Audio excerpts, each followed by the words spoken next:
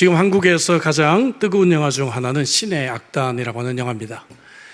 저도 아직 보지를 못했지만 이 영화에 얽힌 이야기들은 많이 알고 있습니다. 작년 12월 31일 날 개봉되었는데 한 달 만에 벌써 관객수 81만 명을 돌파했습니다. 일반 극장인데 찬양이 흘러나오고 성경 말씀을 인용하고 믿음에 대한 이야기들이 스크린을 통해서 나오고 있다는 것이 매우 신기합니다. 그래서 교회들이 단체 관람을 하고 있다고 합니다. 신라를 바탕으로 만들어진 이 영화의 내용은 북한이 국제 원조를 받기 위해서 마치 북한에 종교적인 자유가 있는 것처럼 꾸미고 예배를 인도할 악단을 만들게 됩니다. 처음에는 이게 가짜 악단을 만들었어요. 그런데 점차 이들이 찬양하고 하면서 진짜 믿음을 갖게 된다는 얘기입니다. 진짜 성도가 되어버린다는 얘기죠. 이런 영화 같은 이야기가 실제로 북한에서 여러 번 일어나고 있었습니다. 과거 북한은 종교의 자유가 있는 것처럼 선전하기 위해서 성당도 만들고 교회도 만들었습니다. 근데 이제 누군가 앉아 있어야 되니까 공산당 간부들의 부인들을 그것에 동원시켜서 앉혀놨어요. 처음에는 그냥 동원돼서 앉아있다가 이 사람들이 하나님의 말씀을 듣고 찬송을 부르고 하다 보니까 진짜 믿음이 들어가게 된 거예요. 진짜 믿음이. 그래서 이런 일들이 실제로 일어나게 되었습니다. 여러분, 믿음이 뭘까요? 쉬운 것 같은데 어렵습니다. 또 어려운 것 같은데 쉽습니다. 작년에 창세기 1장부터 11장을 제가 강해를 했었고 오늘 12장부터 다시 창세기 강해가 이어지게 됩니다. 자, 창세기 12장부터 25장은 아브라함의 이야기입니다. 아브라함의 이야기. 아브라함은 성경에서 매우 중요한 사람이죠. 여러분, 창조 때부터 아브라함 전까지 최소한 2000년 이상의 기간 동안에 창세기를 11장으로 정리를 했어요.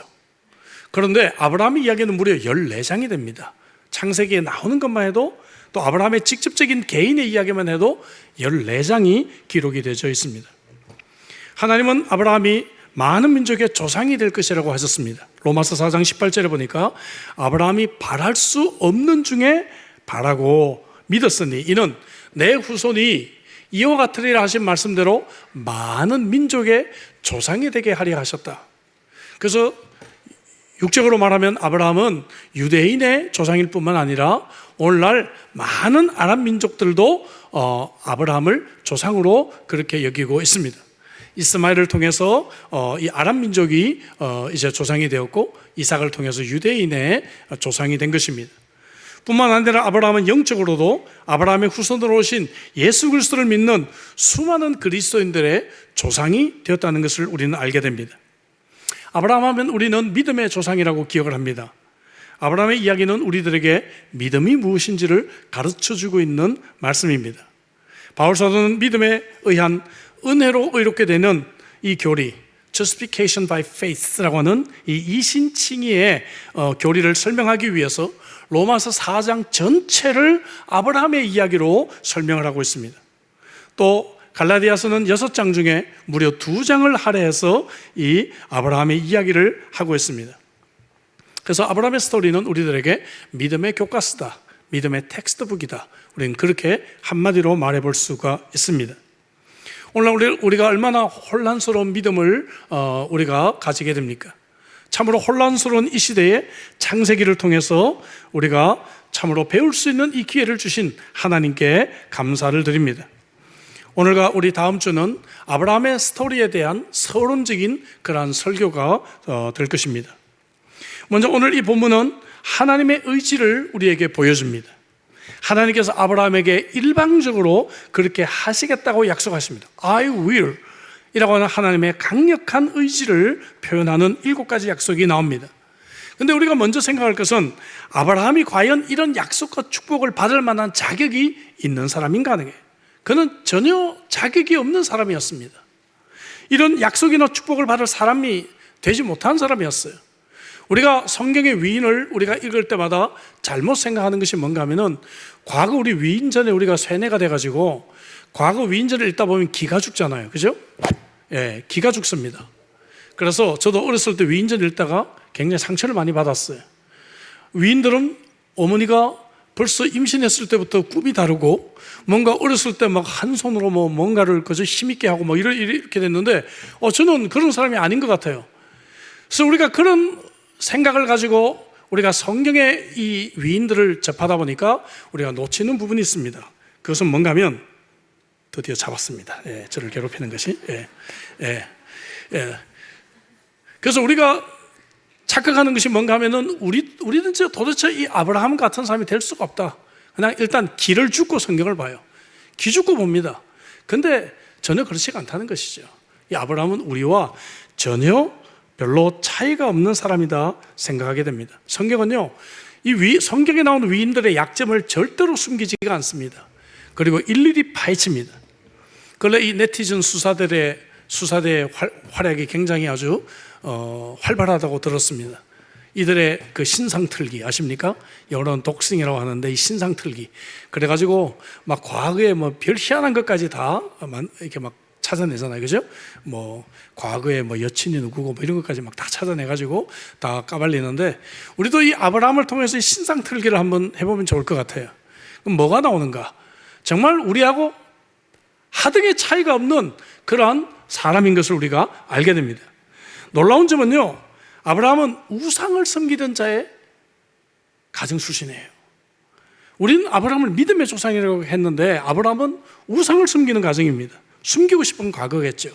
근데 이 숨기고 싶은 이 과거를 모세가 나중에 또 덜쳐내요. 모세가 그의 백성들에게 유언을 할 때 여호수아 24장 2절 뒷부분에 보니까 옛적에 너희의 조상들 곧 아브라함의 하나님 나홀의 아버지 데라가 강 저쪽에 거주하여 다른 신들을 섬겼다라고 이 숨기고 싶은 그러한 자기의 과거를 또 끄집어냅니다. 이런 이야기들을 성경이 솔직하게 기록하고 있는 것은 뭔가 하면은 우리는 하나님의 이러한 약속을 받을 자격이 있다 없다? 자격이 있다 없다? 제가 50% 확률을 들었는데도 받을 자격이 전혀 없는 자다는 거예요, 원래는. 그죠? 이런 자격이 없는 자들에게 하나님께서 은혜를 베푸시는 것이 이것이 성경의 스토리입니다, 여러분. 할렐루야. 이런 아브라함을 향해 하나님은 당신의 의지를 나타내는데 하나님의 의지는 사람의 의지나 마귀의 의지와는 다른 면들이 있습니다. 여러분 12장 바로 앞부분에 11장에서 우리는 바벨탑을 쌓았던 사람들의 의지를 한번 우리가 살펴본 적이 있어요. 기억하실지 모르겠습니다. 2절부터 4절을 보니까 이렇습니다. 이에 그들이 동방으로 옮기다가 시날 평지를 만나 거기 거류하며. 자, 여기까지는 뭡니까? 아브라함은 하나님이 지시하는 땅으로 갔는데 그들은 자기들이 스스로 결정한 땅으로 갑니다. 3절에 서로 말하되, 여러분 하나님의 말씀이 아니라 그들이 서로 말을 하고 있습니다. 4절에 우리 이름을 내고, 하나님은 아브라함의 이름을 창대하게 하겠다고 말씀하셨는데 자신들은 자신의 이름을 냅니다. I will이 바로 사람의 의지를 드러내요. 그래서 여러분 우리가 이 땅에서 사람의 의지대로 바벨탑을 설사 쌓는다고 할지라도 우리는 성공하지 못해요. 설사 어떤 성취를 이룬다 할지라도 여러분 결국 금방 잊혀버리고 말게 된다는 것입니다. 사람의 의지는 금방 잊혀지고 아무것도 아닌 존재가 돼요. 마귀의 의지도 있어요. 이사야 14장 13절부터 14절에 보니까 원문으로 보면요, 번역이 좀 생략되어 있지만 I will이라고 하는 의지 동사가 5번 나옵니다. 제가 부분을 지적해서 읽어보겠습니다. 내가 내 마음에 이르기를 내가 하늘에 올라, 그 다음 생략되었어요. 내가 하나님의 뭇별 위에, 내가 북극 지폐의 산 위에 앉으리라. 또 생략되었습니다. 내가 가장 높은 구름에 올라, 또 생략되었어요. 내가 지극히 높은 자와 같아지리라. 그래서 이 성경을 원문을 읽어보면 I will이 5번이나 반복되면서 마귀의 의지가 강하게 드러나고 있습니다. 하지만 이 마귀의 의지는 허풍이었고 결국 그는 그의 자리에서 쫓겨나 구덩이 밑으로 떨어진 것을 보게 됩니다. 그러나 여러분, 하나님의 의지는 확실합니다. 아브라함에게 7가지 은혜를 하나님은 주십니다. 2절부터 3절 같이 한번 우리가 읽어볼까요? 다 같이. 내가 너로 큰 민족을 이루고 내게 복을 주어 내 이름을 창대하게 하리니 너는 복이 될지라. 너를 축복하는 자에게는 내가 복을 내리고 너를 저주하는 자에게는 내가 저주하리니 땅의 모든 족속이 너로 말미암아 복을 얻을 것이라 하셨어요. 자, 7가지. 첫째는 땅을 보여주겠다. 두 번째는 큰 민족을 이루게 하겠다. 세 번째는 내게 복을 주겠다. 네 번째는 내 이름을 창대하게 하겠다. 다섯 번째는 너를 축복하는 자에게 나도 축복하겠다. 여섯 번째는 너를 저주하는 자들을 저주하겠다. 그리고 일곱 번째, 이 땅을 너희 후손들에게 줄 것이다. 여러분, 1번은 땅을 보여주겠다고 했는데 일곱 번째는 이 땅을 너의 후손들에게 줄 것이다라고 말씀하고 있어요. 점진적이죠. 이 축복이 점진적이에요. 땅을 보여주는 데서 그치는 것이 아니라 이 땅을 후손들에게, 자손들에게 줄 것이라고 약속해 주고 있습니다. 앞으로 우리는 이 약속을 계속해서 살펴보게 될 것입니다. 그런데 한 가지 오늘 이 시점에서 생각할 것은 이 축복의 약속들은 아브라함의 능력에 달려있는 것이 아니었다는 것이죠. 만약에 아브라함의 능력에 달려있었다고 한다면 우리는 역시 기가 죽어요. 그죠? 나는 저러지 못할 것 같으니까. 근데 이것이 하나님의 능력에 달려있는 줄로 믿습니다. 그래서 이 약속은 성취가 될까요? 안 될까요? 성취가 된다는 것이죠. 하나님의 약속이니까. 성경은 저와 여러분들을 향한 하나님의 약속으로 가득 차 있는 줄로 믿습니다. 하나님께서 아브라함에게 I will 이라고 하셨듯이 하나님은 나를 향해서도 I will 이라고 하나님은 약속하고 계십니다. 오늘 본문에 나오는 이 7가지 하나님의 은혜가 저와 여러분들을 향한 새해의 약속이 될 수도 있는 것입니다. 여러분, 그 약속을 붙잡을 수 있기를 주의 이름으로 축복합니다. 내 능력이 아니라 하나님의 의지라면 이 약속은 이루어질 것입니다. 바랄 수 없는 중에 바랐던 아브라함의 믿음을 가지시기를 주의 이름으로 축복합니다. 자, 근데 오늘 본문에 나오는 약속들 중에서 이런 물질적인 약속들이 대부분이지만 이 약속들을 뛰어넘는 너무나 위대한 약속이 하나 있어요. 그것을 우리는 하나님의 예언이라고 말을 합니다. 아브라함이 복의 근원이 될 것이다. You will be, 그죠? You will be origin of the blessing. 당신이 이런 축복의 근원이 될 것이다. 3절 뒷부분에 볼까요? 땅의 모든 족속이 너로 말미암아 복을 얻을 것이라 말씀해 주셨습니다. 여러분, 이 말씀은 메시아 예언에 대한 두 번째 예언의 말씀이 되는 것입니다. 첫 번째 메시아 예언의 말씀을 기억하십니까? 창세기 3장 15절 말씀 기억하시죠? 내가 너로 여자와 원수가 되게 하고 내 후손도 여자의 후손과 원수가 되게 하리니 여자의 후손은 내 머리를 상하게 할 것이요 너는 그의 발꿈치를 상하게 할 것이다. 누구에게 하신 말씀이죠? 마귀에게, 그죠? 사단에게 하신 말씀이에요. 그래서 첫 번째 메시아 예언은 좀 부정적인 측면에서 이 메시아가 사단을 물리치고 사단을 정복할 것이다 라고 하는 그런 말씀인데, 두 번째 이 메시아 예언에서는 좀 긍정적인 어프로치가 됩니다. 바로 이 메시아를 통해서 모든 민족이 축복을 받게 될 것이야, 축복을 받게 될 것이다 라고 하는 두 번째 메시아 예언을 우리는 만나게 되는 것입니다. 바울 사도는 이 예언이 바로 예수님을 가리킨 것을 말하고 있어요. 갈라디아서 3장 16절에 보니까 이 약속들은 아브라함과 그 자손에게 말씀하신 것인데 여럿을 가리켜 그 자손들이라 하지 아니하고 오직 한 사람을 가리켜 내 자손이라 하셨으니 곧 그리스도다, 이렇게 말씀하고 있잖아요. 아브라함의 후손으로 오실 한 사람 그리스도를 통해 모든 민족이 복을 받게 될 것을 말씀하고 있는 구절입니다. 누가복음 1장 72절 73절에서도 예수님이 오신 것은 우리 조상을 긍휼히 여기시며 그 거룩한 언약을 기억하셨으니 곧 우리 조상 누구에게? 아브라함에게 하신 맹세라 말씀하고 있습니다. 이때 바로 창세기 12장에서 하나님께서 아브라함에게 주셨던 그 약속을 통해 예수 그리스도가 이 땅에 오셨다라는 것을 지적하고 있는 것이죠. 그런데 바울 사도가 바로 이 창세기에 있는 말씀을 신약에서 인용할 때는 어떻게 인용했는가 하면은 오직 믿음으로 의롭게 되는 이 교리를 설명할 때 이제 인용을 했다는 것을 보게 됩니다. 믿음으로 의롭게 되는 justification by faith, 다시 말하면 칭의의 교리를 설명하고 있다는 것이죠. 이 구절과 더불어서 15장 6절에 아브라함이 여호와를 믿음이 여호와께서 이를 그의 의로 여기셨다, 공의로 여기셨다, 그의 의로 여기셨다라는 이 말씀을 통해서 아브라함이 의롭게 된 것은 그가 자격이 있거나 그가 착한 일을 많이 했거나 어떤 업적을 이루어서 그가 의롭게 된 것이 아니라 오직 무엇으로? 믿음으로 된 것이다 하는 것을 강조한 것이죠. 갈라디아서 3장 6절에부터 9절에 이 말씀이 나와요. 아브라함이 하나님을 믿음에 그것을 그에게 의로 정하셨다. 그런즉 믿음으로 말미암은 자들은 아브라함의 자손인 줄 알지어다.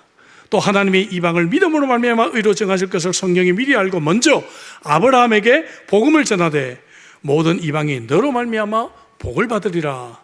그러므로 믿음으로 말미암는 자는 믿음이 있는 아브라함과 함께 복을 받는다라고 말하고 있는 것이죠. 사랑하는 성도 여러분, 저와 여러분들도 구원을 받은 것은 오직 믿음으로 받은 줄로 믿습니다.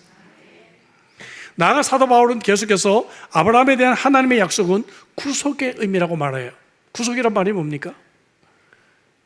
오래전에 저희 교회에 국문과 출신 자매가 있었는데 제자훈련을 받으면서 그런 얘기를 하더라고요. 목사님, 저는 지금까지 교회 다니면서 구속이 감옥에 갇히는 건 줄 알았어요 그러더라고요. 감옥에 갇히는 것도 물론 구속이죠. 그러나 여기서 구속이란 말은 다른 의미예요. 상업적인 용어입니다. 갈라디아서 3장 13절 14절에 바울은 이 의미를 설명합니다. 그리스도께서 우리를 위하여 저주를 받은 바 되사 율법의 저주에서 우리를 속량하셨다. 바로 속량이라는 말이 구속이에요. 이 말은 무슨 말인가 하면 값을 치렀다라고 하는 상업적인 용어입니다. 이는 그리스도 예수 안에서 아브라함의 복이 이방인에게 미치게 하고, 자, 이게 아브라함의 복이란 말이 나오잖아요. 그러니까 바울 사도가 창세기 12장에서 아브라함의 복을 설명하는 것은, 이것은 예수 그리스도를 통해서 많은 사람들이 구속함을 받았다. 다시 말하면 죄의 노예 가운데 쓰던 우리가 예수님이 값을 치르신 거야. 바로 그것을 설명하고 있는 것입니다. 구속이라는 단어는 영어로 redemption 혹은 그래서 예수님께서 생명을 지불하시고 저와 여러분들을 죄에서 해방시켜 주셨다고 하는 의미인 것입니다. 이 의미가 룻기서에 나옵니다. 룻기서에 보면 룻이 보아스에게 이런 말을 해요. 3장 9절 뒷부분에 보니까 당신의 옷자락을 펴서 당신의 여종을 덮어서서 이는 당신이 기업을 물을 자가 됨이니이다. 자, 구약에서 이 기업을 물은다는 이 말이 히브리어로 고엘이라고 하는 말인데, 이 말이 무슨 말인가 하면은, 여러분, 그 당시에는 제가 여러 번 말씀드렸다시피 여성 혼자 살아갈 수가 없는 사회였어요. 남편이 죽거나 하면, 그러면은 어떻게 하는가 하면은 가장 이 남편과 가까운 친척이 이 여자를 아내로 삼고 그 다음에 이 죽은 전 남편의 이 재산을 복귀시켜 줘야 됐었어요. 다시 말해서 이 남편이 빚을 많이 졌어. 땅을 다 잃어버렸어요. 그러면은 가까운 친척이 땅을 담보로 잡고 있는 사람에게 값을 치르고 그 땅을 받아오는 거예요. 받아와서 자기 재산이 되는 것이 아니고 이 새로 맞이한 이 아내의 전 남편의 재산을 만들어주는 거예요. 그래서 그 가문이 계속 이어질 수 있도록 도와주는 것입니다, 여러분. 왜냐하면 이 구약시대에는 이 땅이 함부로 이렇게 매매가 되지 않고 한 지파 또 한 가정이 그 땅을 계속 소유할 수 있게끔 법으로 만들었거든요. 그래서 정말 이 어느 한 가정의 재산이 정말 잃어버리거나 혹은 룻처럼 남편이 이제 고향을 떠났을 때 땅이 다 없어져 버린 거예요. 돌아왔는데 이 땅이 없잖아요. 그러니까 이럴 때 이 전 남편, 세상을 떠난 이 남편의 가장 가까운 친척이 그 땅 주인에게 값을 치르고 룻을 아내로 데리고 오고 값을 치르고 자기 재산이 되는 것이 아니라 새로 맞은 이 아내의 전 남편의 재산을 삼아가지고 그 가문을 이어갈 수 있도록 도와주는 거예요. 그럼 기업을 부르는 것이 해주는 사람에게 손해일까요? 이득일까요? 인간적으로 생각해 보면 큰 손해죠. 여러분, 그런 계산은 빠르시잖아요, 여러분들이. 그렇죠? 예. 큰 손해예요. 예. 굳이 자기 아내로 데리고 올 이유가 없어요. 예? 그냥 부양가족 하나 더 늘고 값은 값대로 치러줘야 되고 재산은 또 죽은 이 사람의 남편의 재산이 되는 거예요. 그 얘기를 잘 안 하려고 했다는 것이죠. 그래서 보아스가 얘기하잖아요. 당신보다도 더, 당신에게 나보다 더 가까운 친척이 있으니까 그 친척에게 먼저 기회를 주고 안 한다면 내가 할게. 그죠? 기업을 부른다는 것은 바로 값을 내가 대신 치러지고 회복시켜 주신다는 의미죠. 이것이 바로 고엘이라고 하는 말이에요. 그래서 여러분, 오늘 이 아브라함의 축복이라고 하는 것은 뭔가 하면은 바로 예수 그리스도께서 나를 위해서 잃었던 그러한 삶을 회복시켜 주셨다는 의미가 있는 것입니다. 할렐루야. 예. 신약에서는 헬라어로 루라고 하는 단어가 있어요. 놓아주다, 풀어주다, to loosen, 이런 의미가 있어요. 이것은 글자가로도 노예를 해방시킨 값이에요. 여러분들이 노예가 너무 불쌍해서 노예를 해방시켜 주고 싶어요. 어떻게 하면 됩니까? 돈을 주고 사서 해방시켜 주면 되는 것이죠. 여러분들이 세상에 갇혀있는 새가 너무 불쌍해서 새를 자유롭게 하늘을 날아갈 수 있도록 자유를 주고 싶어요. 어떻게 합니까? 새장을 다 뒤집어 버려요. 그렇지 않죠? 돈을 주고 새를 사서 공중에 날려주면 되는 것입니다.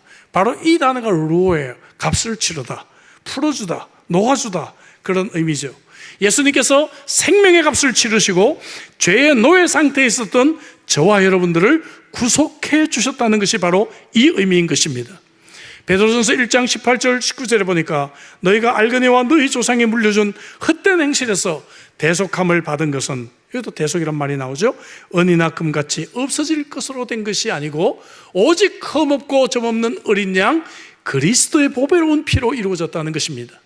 그래서 하나님께서 여기 아브라함에게 네가 참으로 복의 근원이 될지다, 많은 사람이 너로 말미암아 축복을 받게 될 거야 라고 하신 이 말씀은 나중에 예수 그리스도를 통해서 죄의 노예 상태에 있었던 저와 여러분들을 값을 치르시고 해방시켜 주시는 구속의 축복이 주어질 것을 말씀하고 있는 은혜의 예언인 줄로 믿습니다.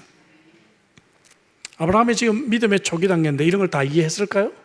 저는 이해하지 못했다고 생각해요. 다 이해할 수가 없었다고 생각해요. 그럼에도 아브라함은 그냥 믿었습니다. 아니 그게 무슨 믿음이야? 다 이해가 안 되는데. 여러분, 저는 어린 시절에요, 교회에서 이렇게 연세가 많으신 권사님들이나 할머니들을 뵐 때마다 이분들이 과연 성경을 알고는 있을까? 제대로 믿음을 이해는 하고 있을까? 정말 많이 궁금했어요. 근데 제가 목회를 하면서 깨닫는 것은 뭔가 하면은 제대로 알아야 믿는 것이 아니다라고 하는 것입니다. 여러분, 오해하지 마세요. 그죠? 예. 물론 성경은 여러분들이 제대로 알 수 있는 넉넉한 지식을 제공합니다. 그래서 여러분들이 제자훈련이나 사역훈련이나 성경대학 같은 걸 해서 여러분들이 많은 것을 배울 수가 있어요. 하지만 믿음이라고 하는 것은 제대로 알아야 믿겠다? 그건 거짓말이에요. 제대로 알아야 믿는 것이 아닙니다. 아브라함처럼 이 초창기에 믿음이 연약했을 때 하나님을 그냥 따르는 것이 믿음이에요. 왜냐하면 이것이 하나님의 약속이잖아요. I will. 하나님이 하시겠다는 약속이에요. 예, 내 의지와 상관없이. 저는 비행기를 자주 탑니다. 하지만 저는 어떻게 이 저 거대한 쇳덩어리가 이렇게 수백 명의 사람들과 이렇게 많은 짐을 싣고도 하늘을 나는지 저는 항공 공법을 다 이해하지 못합니다. 여러분 중에 그런 분 계세요? 이 항공 공법을 다 이해하시는 분들이 계세요? 저는 거의 없다고 생각합니다. 근데 여러분 믿고 비행기 타시잖아요. 안 그러세요? 예. 저는 이 조종사의 경력을 다 조사해가지고 믿을 만한지 안 믿을 만한지 저는 조사해 본 적이 없어요. 그냥 비행기를 탑니다. 이 비행기를 타면 나를 목적지 시드니까지 데려다 줄 것을 믿기 때문에 그냥 타요. 저는. 그렇지 않습니까 여러분? 안 그러세요 여러분들은? 예. 우리가 믿음에서 착각하는 것이 무엇인가 하면 내가 모든 것을 다 알아야 믿을 수 있다고 생각하는 것입니다. 천만에요. 우리 인생은 그렇지가 않아요. 다 알지 못합니다. 하지만 우리는 내가 이 비행기를 타면 시드니까지 갈 수 있다고 얘기를 하니까 나는 이 비행기를 타고 나를 목적지까지 데려다 줄 것을 나는 믿고 그 비행기를 타는 것입니다. 이것이 믿음이에요. 오늘 우리가 얼마나 많은 생각들을 하게 되고 얼마나 복잡한 생각들을 합니까?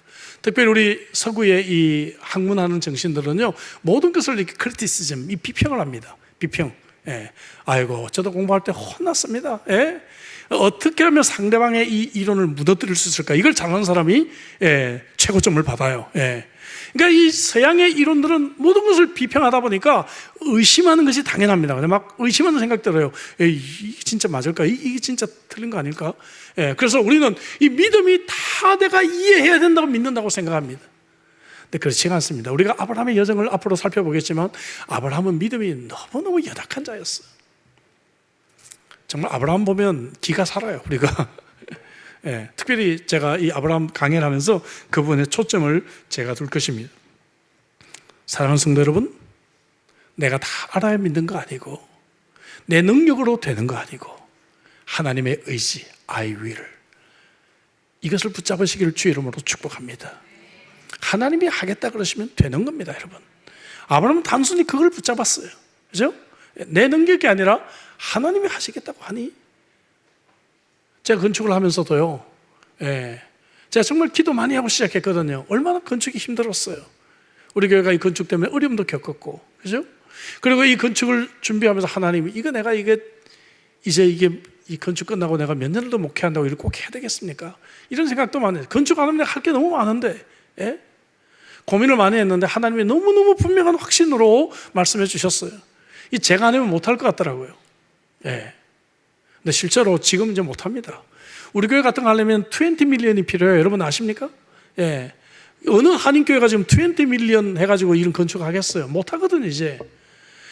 그러니까 하나님이 분명히 I will이라고 하는 약속을 주셨기 때문에, 그래서 이 공과적인 은사도 없는 이 사람이 그냥 코로나 때 이 건축을 진행하게 된 거예요. I will. 여러분, 믿음이라고 하는 것, 이것은 내가 다 이해하면 있는 것이 아니에요. 우리 인생, 사람의 의지 별거 아닙니다, 여러분. 하나님의 의지를 붙잡을 때 우리는 아브라함과 같은 놀라운 축복과 기적을 경험하게 될 것입니다. 하나님께 칭찬받을 자격이 전혀 없었던 아브라함이 믿음의 조상이 된 것, 그가 믿음으로 순종했기 때문이에요. 자, 오늘 보면 1절에서 하나님은 아브라함을 부르십니다. 여호와께서 아브라함에게 이르시되 너는 너의 고향과 친척과 아비의 집을 떠나. 점점 범위가 강조되고 있어요. 고향을 떠나, 이것만 해도 어려운데, 고향 중에서도 친척을 떠나, 더 어렵네. 그럼 또 아비의 집을 떠나, 더 어려운 것입니다. 내가 내게 지시할 땅으로 가라라고 말씀하고 계십니다. 좀 안 좋은 데서 좋은 나라로 이민 가라, 그러면 참 좋겠죠. 그래도 좀 마음이 떨릴 텐데, 제가 38년 전에 이 호주에 처음 유학을 올 때 좋은 나라 간다고 사람들이 얼마나 자기들이 괜히 좋아해. 송별회를 18번이나 해주더라고요. 18번이나. 우리 처갓집은 막 신났어요. 빨리 결혼하고 가라고. 은근히 데이트하는 거 못마땅히 여기다가 호주 유학생이랑 결혼한다고, 그게 뭔지도 모르고 막 되게 좋아했습니다. 학교 졸업하고 난 뒤에 한 번도 연락하지 않았던 동창생들이 갑자기 전화 연락이 옵니다. 너 호주 간다며. 그러면서 자기를 기억해 달라고 얘기를 합니다. 그때마다 그랬어요. 호주가 좋은 나라 간다고. 여러분, 좋은 나라 가도 두렵고 떨림이 있는데, 이 정말 갈대우르는 그 당시에 가장 좋은 나라였습니다. 가장 큰 문화권이었고요. 그리고 그것은 땅이 비옥했고, 그리고 항구 도시였습니다. 그냥 항구 도시는 부자 도시였잖아요. 이런 문화의 이 배경을 떠나서 아라비아 사막을 건너서 알지도 듣지도 못했던 그 땅으로 가야 하는 것입니다. 이게 쉬운 일이었을까요? 고향을 떠나, 또 나를 보호해주고 외로움을 달래줄 수 있는 친척이나 아버지의 집이 없단 말이죠. 우리 호주에 사는 사람들은 이런 얘기가 좀 더 실감 있게 와닿을 것 같아요. 그죠? 한국을 떠나, 이거 좋았잖아요. 그죠? 고향과 친척과 아버지의 집을 떠나라. 근데 하나님이 왜 떠나라고 했을까? 좋은 나라 가서 잘 살아라. 자녀들 멋진 대학 보내고 잘 살아라. 그래서 그랬을까요? 그것이 아니라 아브라함의 영적 성장을 위해서 떠나라고 한 것이죠. 영적인 성장을 위해서. 우리가 지금 처한 환경이 믿음 생활에 방해가 되는 거예요. 말씀드렸다시피 이 갈대우르는 우상의 그 가장 본부였습니다. 그러니까 하나님께서 이 우상의 지역을 떠나서 정말로 믿음을 가질 수 있는 환경으로 하나님께서 이끌어 가시는 거예요. 우리가 다음 주부터 살펴보겠지만, 그러면은 이 하나님이 지시할 땅에 가면 막 교회가 있고 막 설교를 사는 목사님들이 계시고 그런가? 전혀 그렇지가 않아요. 그 다음부터 훈련이 시작됩니다. 고난이 시작됩니다. 그런데도 어쨌든 하나님께서는 이 장소가 갈대우르가 그의 믿음에 방해가 되기 때문에 떠나라고 하시는 거예요. 한국에서는 술상무였다가 호주 이민 와서 예수님을 믿게 된 분들이 많이 계십니다. 저는 많이 알아요. 이 자리에도 아마 계실 것 같아요. 한국에서 모태신앙으로 태어났고 주일학교 때 착실하게 신앙생활을 하다가 어느 순간에 술상무가 돼가지고 계셨던 분들이 호주 이민 와서 다시 하나님 만나고 크리스찬이 된 분들이 많이 계십니다. 여러분들 중에서도 저희 교회는 특별히 우리 교회에서 예수 믿는 분들이 많잖아요. 그죠? 여러분들 중에서도 아마 호주 와서 정말 하나님을 믿게 된 분들이 아마 많이 계실 것 같아요. 그런 분들 한결같이 하는 얘기가, 목사님, 저 한국에 있었으면 예수 안 믿었을 것 같아요. 그런 얘기를 합니다. 갈대아 우르를 떠나라고 그래서 하나님이 말씀하고 계십니다. 믿음의 방해가 된다면 여러분 떠나야 합니다. 아멘이십니까? 믿음의 방해가 되는 장소가 있다면 떠나야 합니다. 이것이 아브라함이 잘한 점이에요. 이거밖에 없어요. 지금은 누가복음 18장 29절 30절에 보니까 예수님께서 하나님의 나라를 위하여 집이나 아내나 형제나 부모나 자녀를 버린 자는 현세의 복을 받고 내세의 영생을 받지 못할 자가 없다라고 말씀하고 계십니다. 하나님의 이런 축복의 약속까지 주어지면서 우리를 순종의 길로 도전하고 계시는 것이죠. 여러분들이 지금 떠나야 될 우르는 어디입니까? 여러분들이 지금 잘못된 인간관계를 하고 있지는 않습니까? 혹은 지금 내가 참 사귀고 있는 사람이 혹은 갈대아 우르가 될 수 있어요. 그 사람을 떠나야 될 수도 있습니다. 평생 동안 참으로 신앙생활을 잘못하고 이 결혼생활이 영적으로 너무 힘든 결혼생활이 될 수 있기 때문에 그 사람을 떠나야 될 수도 있어요. 혹은 내가 잘못된 사업체에 지금 손을 대고 있다면 그 사업체를 떠나야 될 수 있어요. 그것이 갈대아 우르가 될 수 있습니다. 혹은 여러분들이 어떤 중독에 빠져 있다면, 애딕션에 있다면 여러분들이 그 중독으로부터 떠나는 것이 갈대아 우르가 될 수가 있습니다. 여러분들이 핸드폰을 만지는 것이 하루에 4시간, 5시간 이상이 되고 정말 하나님을 묵상할 시간과 기도할 시간을 뺏고 있다면 여러분들이 핸드폰을 잠시 멀리할 필요도 있다는 거예요. 이번에 우리 중고등부 아이들 데리고 인도네시아 갔는데 핸드폰을 안 가져갔습니다. 5일 동안에. 아이들에게 물어보십시오. 핸드폰 없이 살 수 있으니? 잘 살아냈습니다, 아이들이. 핸드폰 없어도 오히려 살아요. 아무 문제 없어요. 여러분, 아무 문제 없습니다. 오늘 우리가 떠나야 될 갈대아 우르가 우리들에게 존재할 것이에요. 우리 믿음 생활에 방해가 되는 갈대아 우르를 떠날 수 있기를 주의 이름으로 축복합니다. 사실 아브라함은 스데반이 사도행전 7장 앞부분에서 말한 것과 같이 이미 갈대아 우르에서 하나님의 부르심을 받았어요. 그래서 그가 희미하게 하나님의 음성을 붙잡고 떠나긴 했어요. 그런데 어디까지 갔는가 하면 어디까지 갔죠? 하란까지 갔어요. 하란. 그럼 안 떠나요. 더 이상 안 가요. 약속의 땅으로 안 가요. 부산에서 이 하나님께서 말씀하셨는데 부산에서 북경으로 가라 했는데 어디까지 갔는가 하면 신의주까지 가서 압록강을 안 건너는 거예요. 이 압록강만 건너면 전혀 다른 나라, 전혀 다른 문화권이잖아요. 챌린지가 필요하잖아요. 그래서 떠나긴 했지만 하란에서 오랫동안 지체하고 있는 거예요. 여기서는 도저히 못 떠나는 거예요. 더 이상은. 저와 여러분들 가운데 하란에 머물고 있는 분들이 굉장히 많이 있습니다. 하나님을 믿는 거는 같아. 하나님 계시는 것 같아. 교회는 나와. 어렸을 때부터 그냥 갔으니까. 주일 교회는 나오는데 하란이에요. 하란. 더 이상 거기서 나가질 않아요. 여기가 좋사오니 여기에 초막셋을 짓고 하란에 머물러 있습니다. 지난주 제가 야구장을 통해서 이게 도표로 여러분들의 영적 성장의 단계들을 보여드렸는데 일루 베이스만 붙들고 있는 거예요. 일루 베이스 붙들고 있는 거예요. 교회만 왔다 갔다 10년이 되고 20년이 됐는데 늘 멤버십 단계에 머물러 있는 많은 성도들을 보게 됩니다. 혹은 2루까지는 가는데 2루에서 머물러 있어요. 거기 딱 있습니다. 하란에 머물러 있는 것이죠. 여러분들 이제 안수집사가 되고 권사가 되고 순장이 되고 장로가 되고 세워져야 되는데 그런 거 시키면 나 교회 떠나.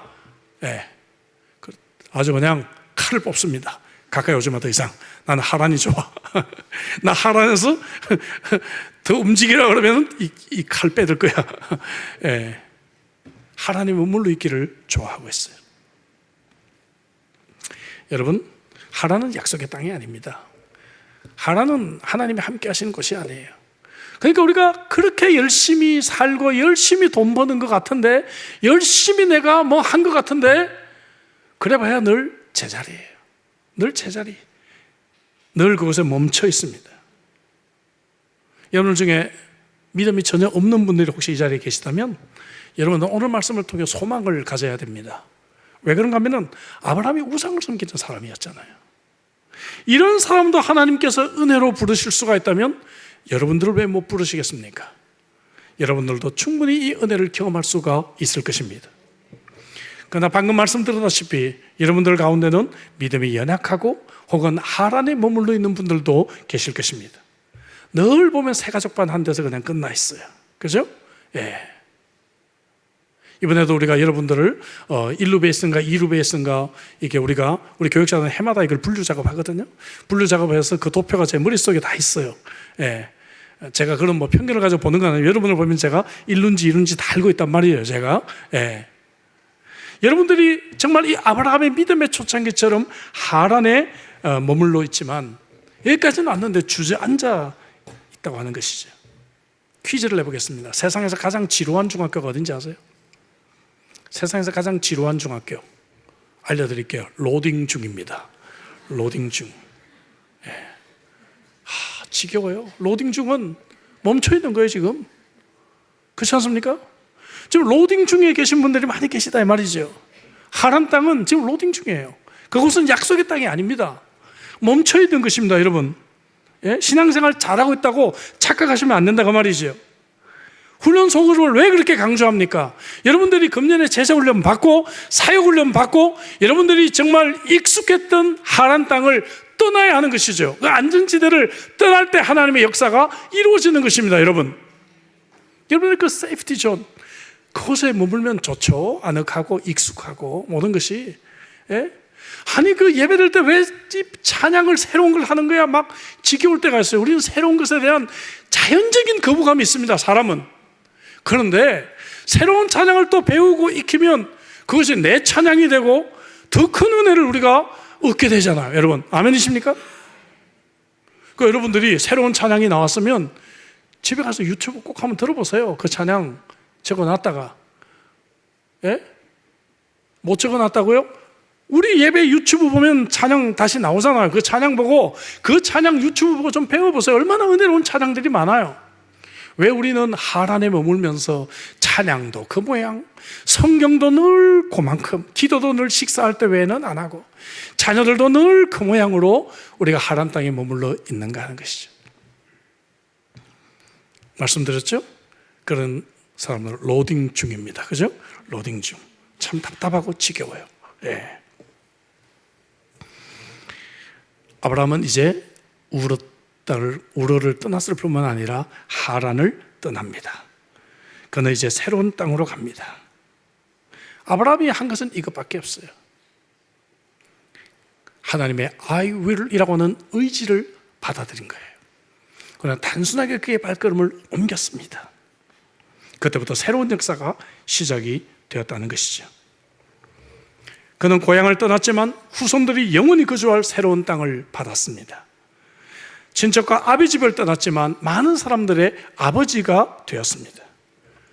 저는 여러분들을 사랑하는 목사로 여러분들이 이러한 아브라함의 축복을 여러분들도 받으시기를 주의 이름으로 축원합니다. 하나님의 약속은 순종과 결단을 요구합니다. 마태복음 19장 21절 마지막 구절입니다. 예수님께서 이르시되 내가 온전하고자 할진대 가서 내 소유를 팔아 가난한 자들에게 주라. 그리하면 하늘에서 보화가 내게 있으리라. 그리고 와서 나를 따르라. 하나님의 약속은 나를 따르라고 하는 그러한 순종의 결단을 요청하고 있는 것입니다. 저는 오늘 설교를 북한 배경의 영화의 이야기로 시작을 했습니다. 근데 여러분 1991년에 이 북한이 당시 이 외교적인 고립을 탈피하기 위해서 요한 바오로 2세 교황을 북한을 방문할 수 있도록 추진을 한 적이 있습니다.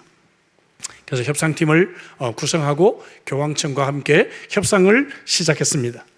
근데 교황청에서는 이 북한에 진짜 신자가 있는지 이게 믿지 못하겠는 거예요. 그래서 북한 측에다가 진짜 신자가 있으면 한 명이라도 데려와 봐라 얘기를 합니다. 그래서 북한은 비상이 걸려가지고 막 신자들을 찾았어요. 찾았는데 한국전쟁 이전에 믿음이 좋기로 소문났던 어떤 할머니를 찾아냅니다.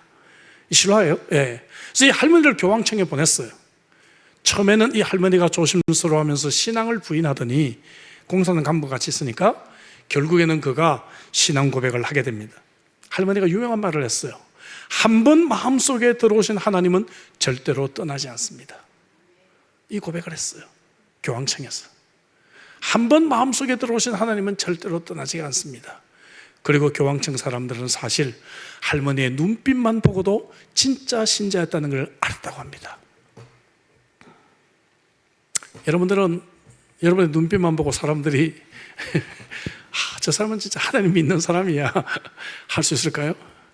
아니면 여러분들의 눈빛을 보고 피해 가십니까? 근데 문제는 할머니의 이 고백이 사단을 내고 말았어요. 왜 그런가 하면 북한은 안 그래도 지금 요한 바오로 2세가 동유럽 방문한 것이요, 그 당시 이 공산권이었던 동유럽을 무너뜨리는데 너무 큰 영향을 준 것을 알고 있었거든요. 그래서 막 이 두 가지를 놓고 갈등하면서 방문을 추진하다가 할머니의 이 고백을 듣고 신앙의 세계가 얼마나 무서운지를 절감하게 됩니다. 그리고는 협상 테이블을 접게 돼요, 북한이. 그래서 요한 바오로 2세의 북한 방문을 취소하게 만듭니다. 믿음이 이렇게 여러분 힘이 있는 것입니다. 그냥 주일날 11시에 여러분 이 자리에 와서 의자를 잠깐 대운 것이 믿음이 아니죠. 저와 여러분들의 믿음은 어떨까요? 과연 어떤 믿음일까요?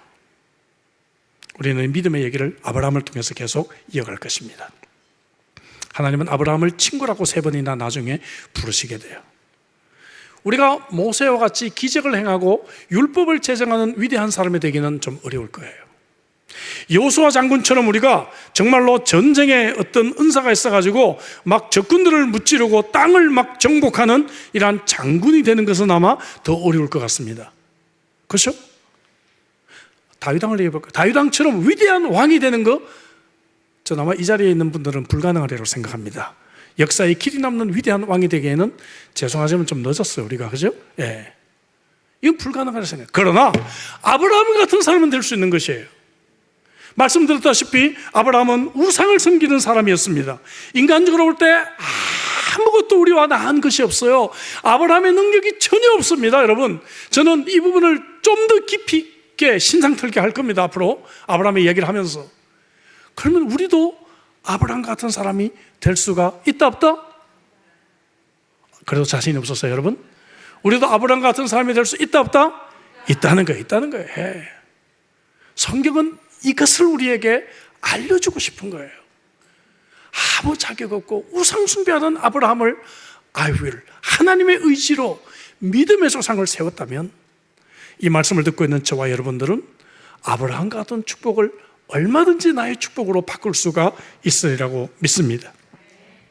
아브라함이 한 일은 말씀드렸다시피 하나님의 약속을 믿고 하나님의 의지를 믿고 그가 말씀하는 대로 한 걸음 한 걸음, 때로는 늦고 때로는 뒷걸음질로 쳤지만 그래도 그 길을 따라갔던 사람이기 때문에 그래요. 그 다음에 저와 여러분들이 이 아브라함의 발자취를 따라 우리가 말씀을 묵상하면서 우리가 그 한 걸음 한 걸음 아브라함이 걸어갔던 그 길을 따라가면서 하나님의 오늘 우리 1절부터 3절까지 주어진 아브라함의 축복이 저와 여러분들의 축복이 되시기를 주의 이름으로 축원합니다. 기도하십시다. 주신 말씀 가지고 우리 기도하시죠. 여러분, 아브라함은 아무 자격이 없는 자임을 성경은 말합니다. 좀 희망을 가져볼 수 있어요. 여러분들이 믿음을 전혀 갖지 못한 분들이라고 한다면 우상 숭배에 빠져있던 아브라함을 불러내신 하나님의 은혜가 내게 임할 수 있기를 위해 기도하십시다. 혹은 여러분들이 연약했던 아브라함의 믿음처럼 내가 모태신앙이고 어렸을 때 신앙생활 잘했지만 지금 하란에 머물러 있는 상태인 것을 깨닫게 될 것입니다. 여러분, 이 자리는 로딩 중입니다. 멈춰있는 시간입니다.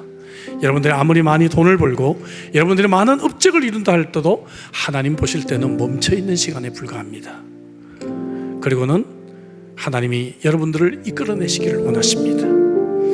오늘 여러분 이 시간이 하나님께서 여러분들에게 찾아오셔서 하란을 떠나 내가 내게 지시할 땅으로 가라라고 하는 하나님의 부르심의 시간이 될 수도 있습니다.